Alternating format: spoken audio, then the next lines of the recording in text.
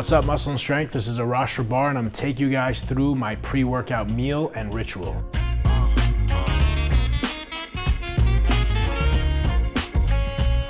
So for me, pre-workout routine is getting my meal together and just basically visualizing what I'm about to do in the gym, getting ready for the session I'm about to have. If I'm training chest, I'll go through the exercises that I'm gonna do and what I wanna place the most amount of focus on and what I wanna get out of that routine. I'll just start visualizing and I'll make my meal, sit down and eat it, and give myself roughly about 45 minutes to an hour between finishing the meal and lifting my first weight.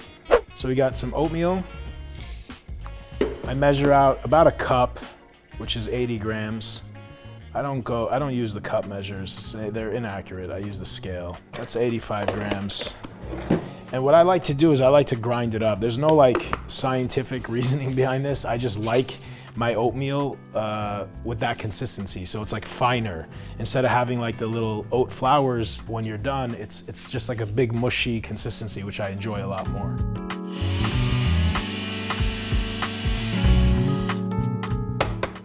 I guess it's kind of like oat flour, but it's not as fine.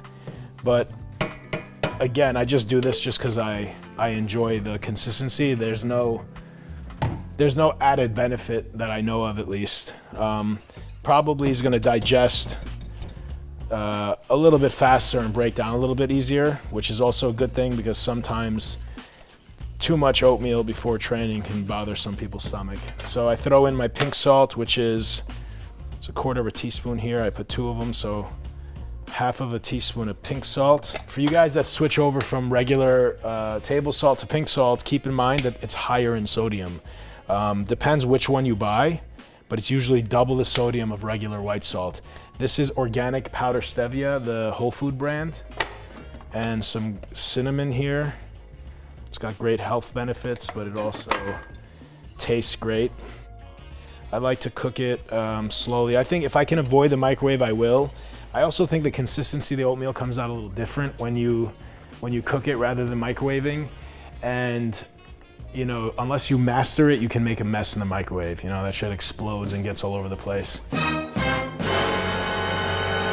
So once my oatmeal is pretty much cooked, I'll throw in my chicken breast into my oatmeal.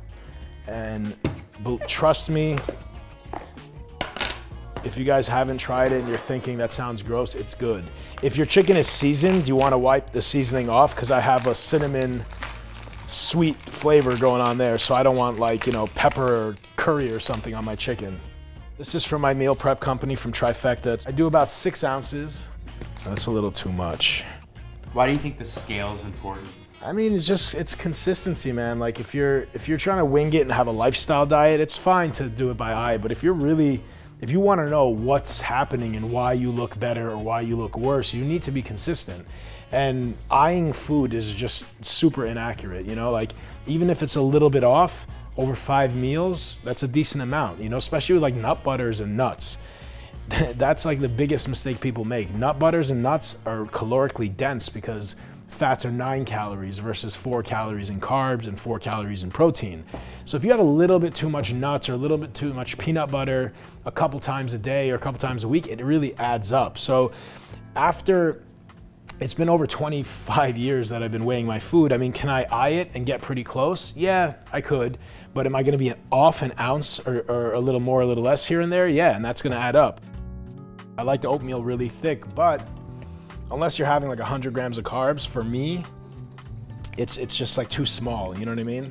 I'm a big eater, I like to eat large quantities, but unfortunately I don't. That's a decent amount. I'm just gonna dump the chicken in there and just let it sit for a little bit. It'll heat up. And believe it or not, as crazy as this might sound, you guys could even put raw chicken in here, raw beef. There's so many cuisines and so many dishes you guys have had that are similar to that. You just knock it because it sounds so weird, but if you put in raw chicken, it'll cook within less than 2 minutes. I wouldn't put in a big clump of chicken breast, I would cut it up very small. You don't have to do it raw, I'm just saying, hypothetically, you could. There's a Middle Eastern dish, a Persian dish called halim. And after I made this a few times, I'm like, where did I get this idea from? Why is this so familiar? It's a dish made of barley that's like slow cooked over hours, and it has brown sugar and salt and cinnamon, and they put like lamb in it and slow cook it. It's incredible. And this is pretty much like my ghetto version of that, you know, my healthy bodybuilding version of that. So you guys got to get creative with your meals. I mean, that meal right there for me tastes absolutely incredible. Like, I enjoy that meal. It's not like I'm suffering because I have to eat this food. I want more of it. That's the only thing, you know? When you bodybuild, your taste buds change. I can't personally tell because I've been doing it for so long, but like, so many bodybuilders like the same foods, whereas like regular people don't always. Like, I don't know any bodybuilders that don't love nut butters, for instance, but so many regular people don't care for it. I feel like when you really deprive yourself and deplete yourself and not allow yourself to eat whatever anytime, your true cravings and what you really want come out, you know what I mean? Like, my regular friends that don't diet, they're just like, ah, whatever. They eat a slice of pizza like it's nothing. For me, eating a slice of pizza is like a holy event. So I think you appreciate your food a lot more. You enjoy it a lot more. I enjoy sweets and cheat foods more than your average American that doesn't diet, that's for sure. The strategy is to get every last bit of this oatmeal out of this pot and not leave any behind.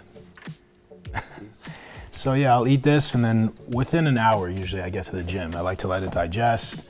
And I eat every 3 hours roughly, so it works out perfect. By the time I'm done training, it's about 3 hours.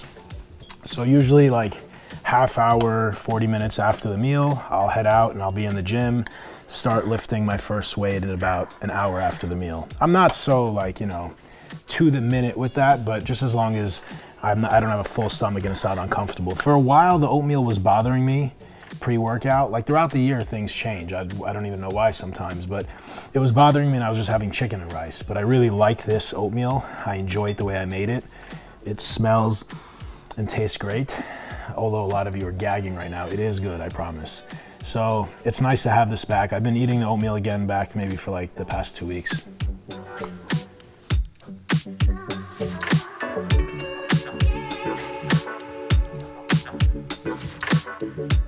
What do you do to psych yourself up before a workout?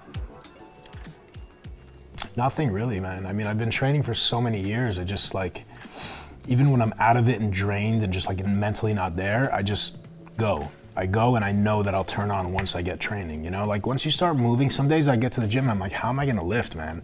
I'm not mentally here, I'm physically exhausted, you know? And even when I'm not in prep sometimes, those days happen. I just say, you know what, don't worry, go through the movements. And once I get moving, once the blood starts pumping, listen to some good music, you know, you kind of turn on. Your body knows like, oh, it's time to train again. And you've been conditioned to do this. And even if I don't have the best workout ever, I feel a hell of a lot better after. Whereas maybe like when I was much younger, a long time ago, I just wouldn't have gone to the gym. I'd skip the gym and you feel worse, you know? So there's no specific thing I do. I think just because I've been doing it so long, it's like I don't have like this external motivation. You know, everyone always asks like, what motivates you? And I always said something. I wasn't lying, but I always came up with something in the interviews. And after a few years, I was like, you know what? I don't have any external motivation. I love this shit. Like, I'm excited about it. Like, I want to get better. I want to win. I want to improve. That's my motivation. Living this bodybuilding lifestyle requires some like really, really deep passion and love for the sport and love for being better, you know, because I've been in this sport since 2014, but I've been bodybuilding since I was like 13 years old. So why was I doing it? I was eating 6 meals a day. I was drinking a gallon of water. I was training 6 days a week. I was researching. I spent a lot of hours throughout my day on bodybuilding, and I wasn't a bodybuilder, a competitive bodybuilder. I was just doing it because I loved it and it felt right to me.